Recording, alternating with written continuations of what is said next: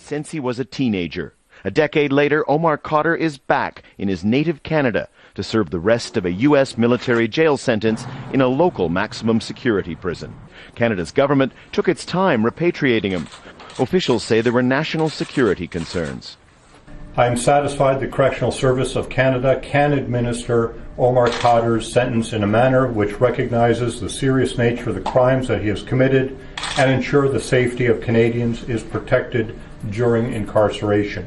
Omar Khadr is a polarizing figure in Canada. Some see him as a victim, a child soldier wrongly treated by the U.S. military. Others as a convicted terrorist and al-Qaeda sympathizer, something he's repeatedly denied.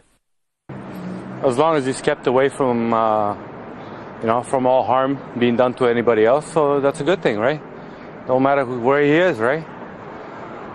Well, I guess he's a Canadian citizen, so it's one of the rights that you have is to come back and serve your sentence here. Is it right? Everybody has a different opinion. My opinion is he's a Canadian citizen, so we can't stop him from coming back. I think they should have kept him down there till we find out the facts. Khadr's lawyers have spoken to him and say he's happy to be back. They're criticizing the U.S. for its handling of the case and the Canadians for delaying his return.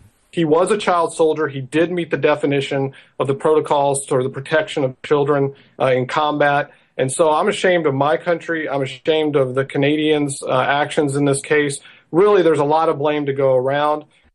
Rights groups point out that there are still issues that might be taken up by Canada's courts. It's an important thing when the Supreme Court of Canada says that charter rights have been violated, there should be a remedy. That needs to be addressed. In terms of what specifically Omar Khadr and his lawyers will seek, that remains to be seen.